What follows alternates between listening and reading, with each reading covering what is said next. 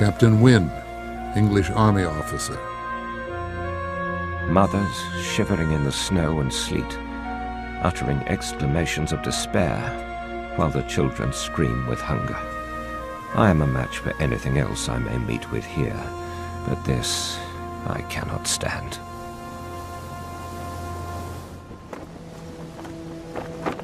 The government provided aid in the form of work and food, but nowhere near enough.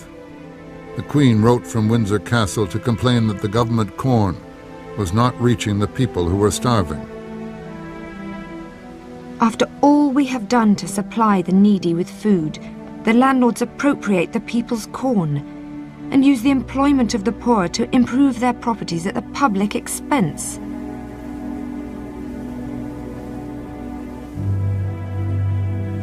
She was horrified to learn that the dead were being buried without coffins in mass graves. In 1846, an American traveler took a boat to the Western Isles. Nothing of life was seen or heard except occasionally a dog. I thoughtlessly said, "How can the dogs look so fat and sleek when there is no food for the people?" "Shall I tell her?" said the pilot.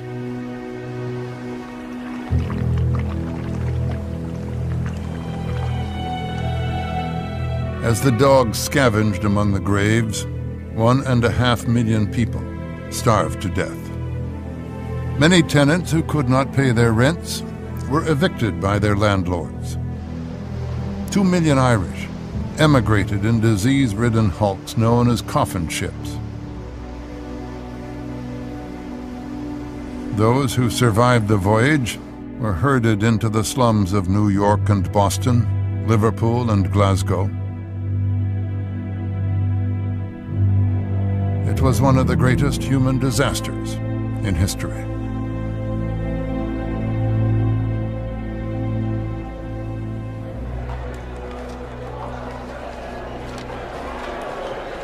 The British Parliament was split. On one side were the landlords. On the other were the free traders who warned that unless the Corn Laws were repealed, they all risked the danger of violent revolution. But the landlords held out, rallied by a man who was destined to become one of the outstanding statesmen of the age, Benjamin Disraeli. Disraeli was an unlikely champion of the landed interest. Though he had been baptized, his family was Jewish at a time when Jews were barred from public office in England. The young Disraeli had the elegant style of a man of means, but it was mostly bluff. He had no money, no land, no friends in high places. He joked that he had been born in a library, and his father certainly had one of the largest libraries in London. At the age of 20, Disraeli gave up the practice of law to write romantic novels. But his main purpose in writing was to pay off the huge debts he'd incurred from dabbling on the stock market. His real interest was in politics.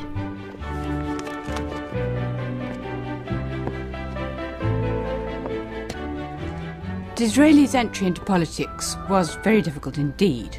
He was constantly heckled for being a Jew.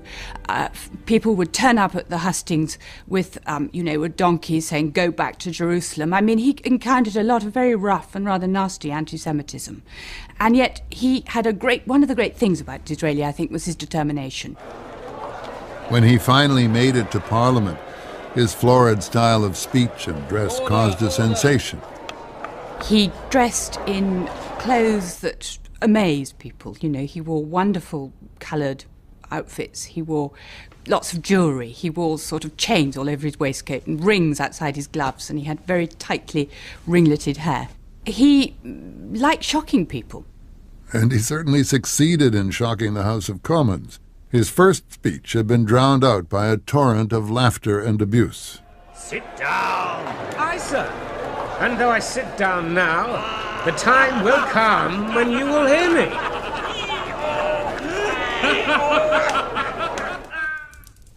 Disraeli modified his dress and tailored his speeches to the mood of Parliament.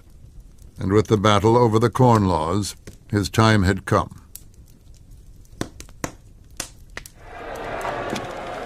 A lot of these country gentlemen really were not very good on their feet, but Disraeli was a brilliant orator. Right or wrong? If they be in the wrong, they must... It gave him the opportunity he'd been waiting for. With which our present rulers... But Disraeli's opportunism earned him many enemies in Parliament. By far the most important of these was William Ewart Gladstone. Gladstone's father had owned slaves in the West Indies, and Gladstone was tormented by a deep sense of guilt, which helped make him the conscience of the British Empire. The most important thing in Gladstone's life is that whenever he has any problem, any political problem, he speaks to God. He asks for God's guidance. God is at the center of his life, at the center of his whole political being. And when he looks at imperialism, he says, is this godly? And he decides it isn't. Gladstone had been elected to Parliament as a Tory, but the Irish famine wrenched at his conscience, and he switched sides to join the Liberals and Free Traders. The resulting battle would spark a lifelong feud between the two politicians, Disraeli and Gladstone, a feud that would divide Victorian England. But there was no doubt whose side the Queen was on. When Parliament finally voted on the repeal of the Corn Laws, Prince Albert appeared in the public gallery to demonstrate royal support for the Free Traders. Abuse from the Tory benches forced him to leave, and the Queen issued a fierce attack on his critics. Gentlemen who do nothing but hunt all day, drink claret or port wine in the evening, and never study or read about any of these questions. The Free Traders eventually won over enough Tories to break the landlord's power. The Corn Laws were repealed, and Britain finally opened its doors to the grain harvests of America. The ayes have it. Many feared it was too late.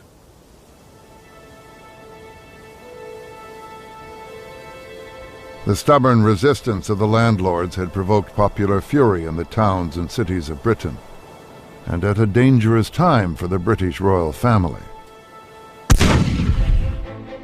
1848 would prove to be the year of revolution.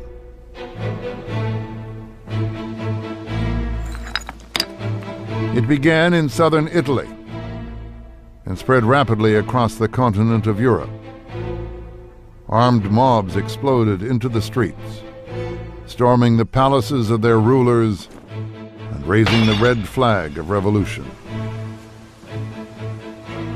From the sanctuary of her medieval palace at Windsor, the Queen confided to her uncle Leopold, King of the Belgians, "The state of politics in Europe is very critical, and one feels very anxious for the future." Revolution would eventually topple the thrones of France, Russia, Germany, Austria, Italy, Spain, and Turkey. And it was not only Victoria's throne that was at risk.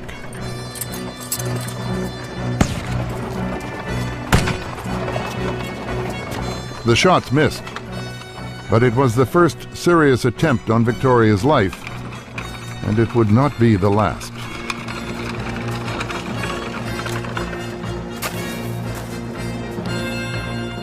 In the spring of 1848, Victoria's government feared that the revolution had spread to Britain.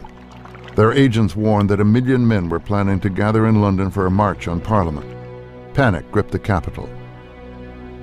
Cannon were posted on the bridges across the River Thames. Thousands of police and troops were brought into the city. The fearful government smuggled the royal family aboard a train to take them to their seaside palace off the south coast of England. Albert was very frightened. Victoria was frightened. She did not want to go. She felt that it would look unheroic to leave. But it looked as if there might be a real revolution. As the royal family was hurried to safety, London braced itself for the invasion of 1 million men bent on bloody revolution. But on the morning of April 10th, just 30,000 demonstrators turned up. They were outnumbered by over 100,000 troops and special constables. At the first spark of violence, the leaders of the protest lost their nerve. They implored the crowd to disperse. Then the weather took a hand.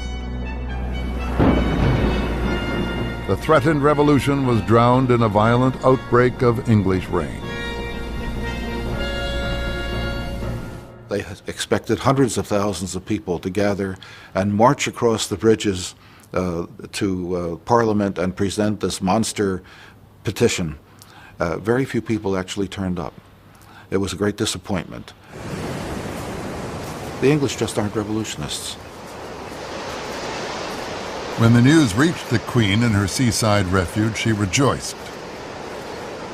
Thank God. The procession has turned out a complete failure. The loyalty of the people at large has been very striking, and their indignation at their peace being interfered with by such wanton and worthless men immense.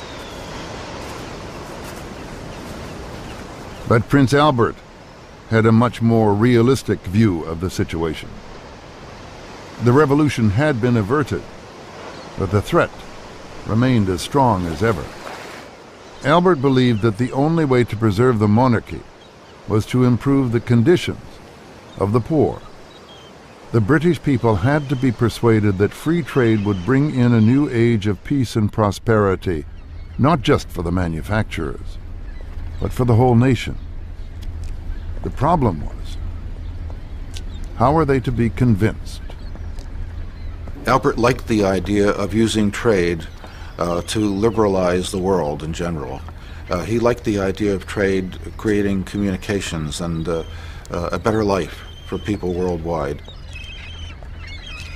Prince Albert believed that free trade was not just an economic theory, it was almost a sort of religion. Free trade would provide universal happiness throughout the world. In 1849, Prince Albert met one of the great prophets of this new religion, Henry Cole, writer, artist, architect, and one of those Victorian gentlemen who buzzed with ideas that could change the world. He told the prince of his bold new dream. They would build a cathedral of free trade, a giant temple in the heart of London to exhibit the art and industry of all nations. Every country in the world would be invited to send the most beautiful and the most useful of its creations to London, to unite the world in a dream of universal peace through trade. The prince was enthralled. Prince Albert was in many ways a very idealistic figure, and this was not only to project the majesty of Great Britain across the world, it was also to emphasize the fact that we were all interconnected. Victoria shared Albert's enthusiasm and appointed him president of a royal commission to organize what would be known as the Great Exhibition of the Works and Industry of All Nations, the world's first international trade fair. The Queen offered one of the royal parks, Hyde Park in the center of London, as the site for the exhibition. But Prince Albert's vision was resisted by the same forces that had opposed the repeal of the Corn Laws. First, they objected that it would bring hordes of foreigners into London. Well, there was very great concern about the invasion of foreigners into this country. Xenophobia, I think, was quite rife at that time. There was concerns about disease being brought into the city. The critics then shifted their attack to the building itself. The plan first chosen by the Royal Commission resembled a giant dome. It was held to ridicule, but when it was revealed that a famous avenue of trees would have to be cut down to make room for it, the mirth turned to anger. Save the trees became a popular rallying cry for Albert's critics in press and Parliament. Are the trees to be sacrificed for one of the greatest frauds, greatest humbugs, greatest absurdities ever known? The real target of this attack was Prince Albert himself. He was mocked as the uncrowned king of the royal nursery, the foreign stud who could sire 9 children, but was fit for little else. But behind the mockery was the fear that Albert represented a threat to the established order. In many ways, Albert was far ahead of his time. People in government didn't want to move as fast as Albert wanted to move. And so he became something of a suspect person to the politicians who were more conservative than he was. Captain Wynne, English Army officer. Mothers shivering in the snow and sleet, uttering exclamations of despair, while the children scream with hunger.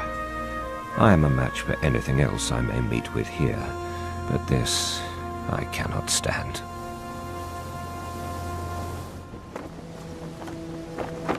The government provided aid in the form of work and food, but nowhere near enough. The Queen wrote from Windsor Castle to complain that the government corn was not reaching the people who were starving. After all we have done to supply the needy with food, the landlords appropriate the people's corn and use the employment of the poor to improve their properties at the public expense.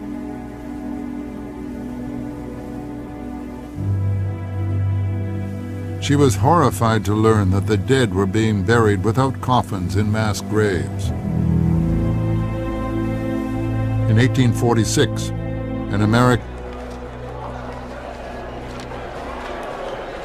the British Parliament was split. On one side were the landlords.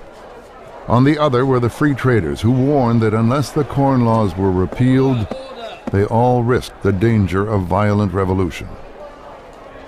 But the landlords held out, rallied by a man who was destined to become one of the outstanding statesmen of the age, Benjamin Disraeli. Disraeli rents were evicted by their landlords. 2 million Irish emigrated in disease-ridden hulks known as coffin ships. Those who survived the voyage were herded into the slums of New York and Boston, Liverpool and Glasgow. It was one of the greatest human disasters in history.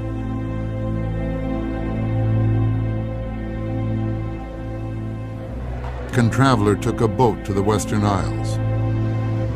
Nothing of life was seen or heard except occasionally a dog. I thoughtlessly said, "How can the dogs look so fat and sleek when there is no food for the people?" "Shall I tell her?" said the pilot.